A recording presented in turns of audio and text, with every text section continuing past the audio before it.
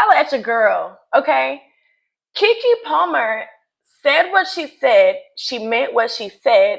She's doubling down and standing on it. And sister, yeah, yes, sister, yes, sister.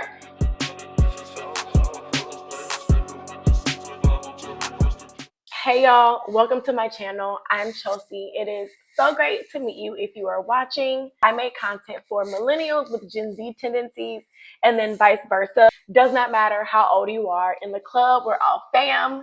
And I just really want to create a safe space for me and all the girls. So let's talk about the girls of all the girls in the land. Keke Palmer has been facing a lot of backlash online, okay? She's been facing a lot of backlash, and it's rare because, like, we love Keke. No, we rarely ever turn on Keke, but I did my research. I had to get to the bottom of this to really, like, decide how I feel, and I think I formed my opinion, but I want to take y'all through the journey that I went on to kind of understand exactly what's happening with Keke Palmer and why everybody's so upset. PR is good PR, any media is good media, whatever the saying is, however it goes, it's kind of true, Keke, because I didn't even know you had your own network until this whole scandal. Sister, that's super impressive. She's rolling out all these different shows. And one of the shows that she recently produced is called Southern Fried Rice. Now, this show is a little controversial because the main character is an Asian American woman sharing her perspective, her journey, her story, her experience on as a student at an HBCU. Okay, so I've not ever attended an HBCU. I went to Loyola University. Shout out to my alma mater in New Orleans. But I did work at two. I worked at Xavier University of Louisiana, and I worked at Southern University A&M in Baton Rouge. But I did not actually go to an HBCU. If you have any experience, whether as a student, whether as staff, whether your parents are alums, whatever your experience is, if you know a little bit about what happens at HBCUs, you know it's like if you know who's who kind of like exclusive club. You know, you really truly feel like you're part of a family. And as families are, things get a little crazy when you playing with people in their family, okay? This is my first reaction video. I wanted to react to this video by Layla Lynn Media. Keke Palmer defends show accused of exploiting Black HBCU culture. I thought this was a great video to kind of like give us a whole rundown of what happened and how it all happened and what is even going on. All right, so let's take a look at this video. Shout out to Layla Lynn for creating this video for us to react to. Now, let me get us in focus here. All right, boom, let's do it. What's up, you guys? It's Layla Lynn, and I'm back with a new video. In this video, I want to talk about Keke Palmer defending one of her new shows. Keke Palmer, as you all know, is not only an actress, but an executive producer, and she has this network called Key TV. And one of the shows on her new network is called Southern Fried Rice, and it's about an Asian girl who was adopted by Black parents and who decides to go to an historically Black university. And it's a coming of age type of story where it follows her experience at an HBCU. So Keke Palmer shared it on her social media. She shared the trailer and she said, "Now y'all know I love a good story with some heart, a little humor, and a lot of mess. Introducing Key TV's Southern Fried Rice, a new coming of age dramedy set at a fictional HBCU." Now, this was just a few days ago that it actually premiered the story because of the fact it's based on Black people and Black culture, but it centers an Asian woman. So there's so much backlash, and we're going to get into the backlash and what Keke Palmer had to say. But first, if you're watching this channel, if you're not yet subscribed, I'm Layla Lynn. I cover celebrity news and nostalgia. So if you like this type of content, subscribe to the channel. Y'all, how do y'all feel about these kind of intros? Do I need to make one like this? Do I need to give it this like Layla? Y'all, I'm not gonna lie, I don't really love these. I don't know. Might not be my thing. We'll see. I like yours though, Layla. All right, so now that y'all know the premise of the show, I want to share some of the backlash with you just to give you some context. Okay, wait. I feel like before we talk about the backlash, some of you might not have even seen the trailer, so let's take a look at that.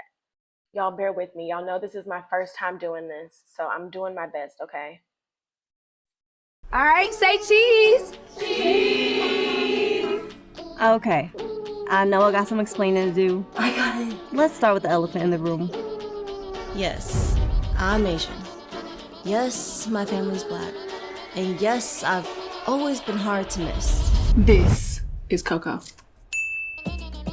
College is what you make it. Once you immerse yourself in the opportunities here, I'm sure that you will find W has so much to offer. I mean, too hoe or not too hoe, like. Don't forget who you are. Coco, that girl, Jackson. For a lot of people, this is hard to understand, but black culture is the only culture I know. Okay.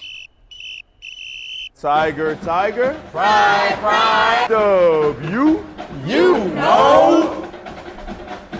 For every person that prejudges you, there are dozens of people that can't wait to get to know you. Yeah. That's why I chose Wright University. So I could be with people who get me. So that I can figure out who I am beyond the comfort of what's familiar. Okay, wait. Is the network a YouTube thing? Because it looks like this is the first episode. Oh my gosh. No, this is the first episode. Oh my gosh. Okay. Go watch it and let me know what you think after this video. But oh my gosh, moving back. Let's go back. Let's see what's up. Let's see why everybody's all mad. It looks like a cute show. I don't really see. I do see the problem, but let's just get into why everybody's upset. Context. This is from Bayonet TY on Twitter. She kind of explained what I think a lot of people feel about the show. She said, my thoughts on Southern Fried Rice, keep it, Keke. Simply put, the show failed its black women characters. And so then she lists out the black women characters and how the show failed them. The star of the story, the Asian American student, her name is Coco. And so she says, the mama. Coco's story begins with the casual mention of her mother, Dottie's infertility, and the subsequent adoption of an Asian baby. Infertility is a profoundly personal and reproductive justice-centered issue in Black women's health. However, here it functions as a mere footnote and a dismissive plot device to frame Coco's adoption and her emergence as the protagonist, rather than giving the issue the thoughtful attention it demands. All right, guys, I gotta stop it there because I disagree with that. I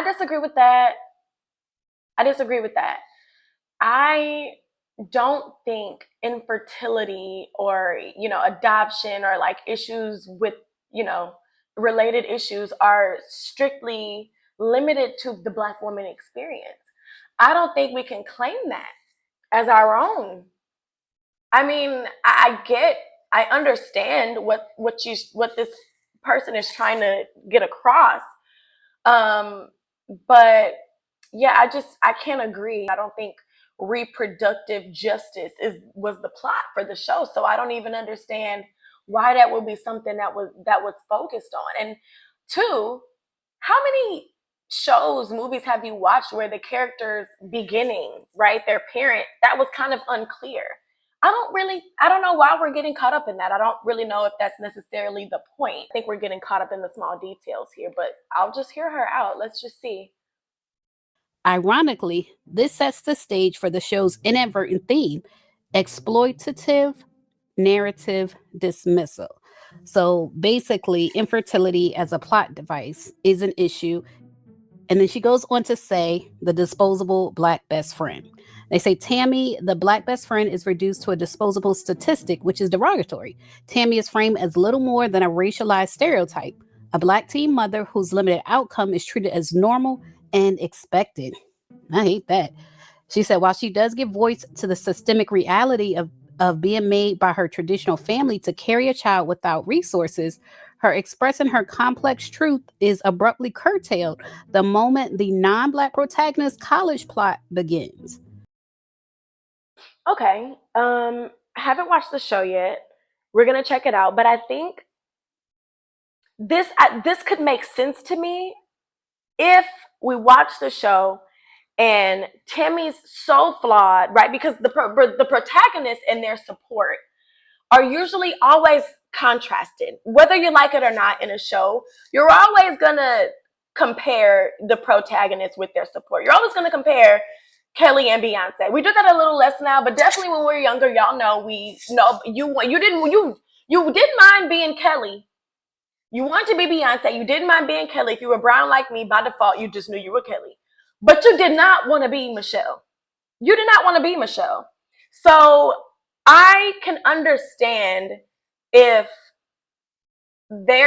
she's saying that with the main character versus Tammy, this disposable black best friend character, I can understand how that's going to be a jarring contrast or juxtaposition if we don't see any flaws in our main character.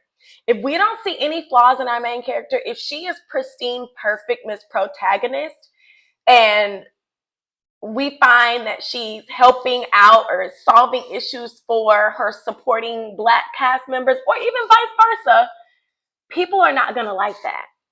People are not going to like that. So I hope they've done their due diligence to say that, okay, if Tammy's going to represent, kind of what's going on in, the marginalized black community, then I hope that the main character is, representing kind of a similar thing. So I read this as a deliberate narrative marginalization of another potentially nuanced black female character. I'm sure she would have been nuanced. As a mother, as a teen mother, I'm sure she would have been very nuanced. But they're not. Her story was curtailed, as she said, by the Asian girl story. And then she said there's the angry black woman. But this is not the last time in this episode that the show deliberately sacrifices a black woman's narrative depth to maintain Coco's central focus into Joy. Coco's I guess they're painting this girl like a hater, but her name is Joy. So they say enter Joy, Coco's dark-skinned roommate, who is swiftly characterized as the main antagonist. Though Joy is merely expressing valid, necessary concerns about Coco's cultural exploitation, the story positions her as the hostile element, causing discomfort even among her peers, making the darkest skinned and bigger woman on the cast the villain who challenges the. Same here. Same here if the main character doesn't have any, if Coco doesn't have any character flaws, and we've got the best friend and now Joy, who's the angry black woman, nobody is going to like it. Nobody's going to like it if that is the case. Now, I haven't seen the show, but that just seems kind of like the picture that is being painted. And then also, is it just black students on an HBCU campus and this one Asian woman? Because that's unrealistic. HBCUs are very diverse. And so I think that's another thing that probably could have added a little cushion to this whole thing, is like, where are the other cultures here? I don't know.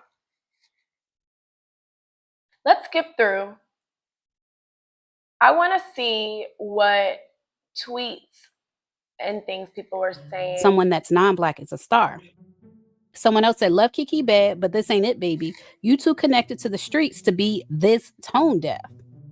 Someone else also had a very eloquent explanation of their feelings about it.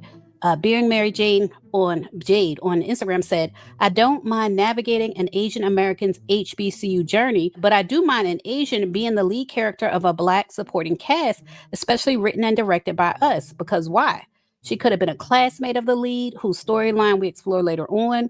Even in that little pic, seeing all those beautiful black supportive faces surrounding and applauding another's race spotlight is super triggering, and we should not be expected to support if we don't want to. Now, I didn't see this photo, so I don't know what she's talking about, but I do think someone on the team, and y'all, I'm in PR and marketing. That's what I do for a living. I work for an agency, but I do think somebody on the team should have been thinking about, how this would be perceived. I think there was a miss in the trailer, not including other cultures. I think whatever photo that she's talking about, there probably wasn't a lot of thought that went into that. So let's just try to find the photo. Let's just see.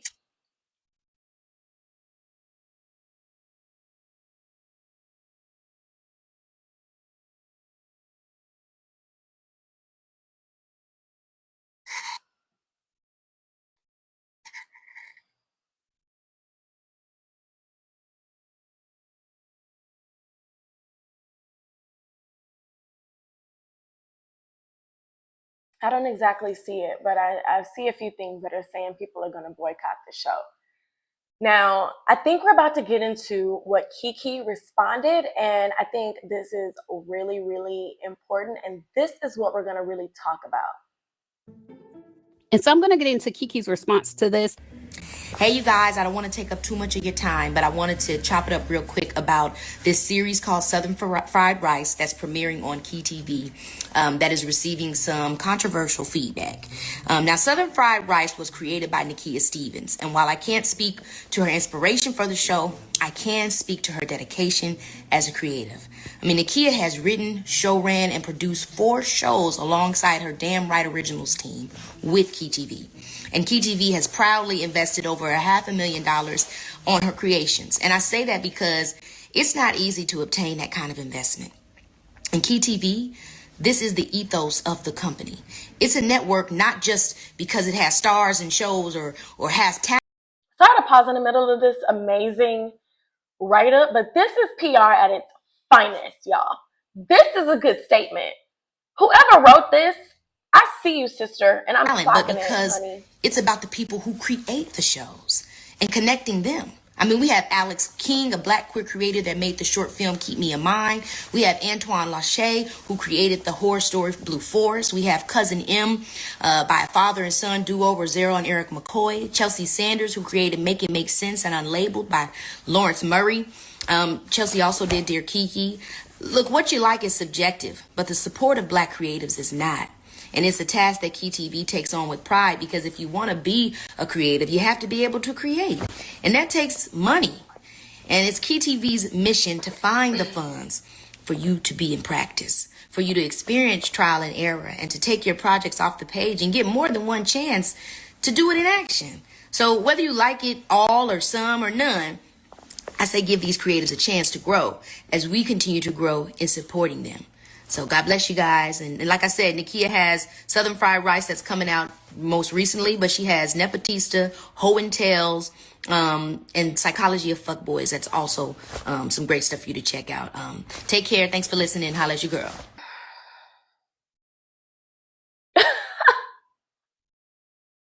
And wait. Let me let it. At your girl.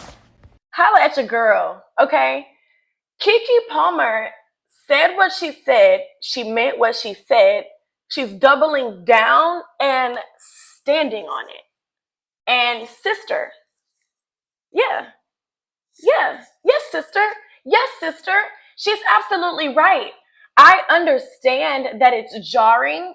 I just admitted all the different ways that we could have kind of softened this culture shock. But at the end of the day, these are still Black stories. Y'all, I gotta be completely honest, okay? I'm with Keke on this one. We're screaming. We always are screaming to the top of our lungs. Oh, I don't know what's going on here. We're always screaming to the top of our lungs about how Black people are not a monolith, okay?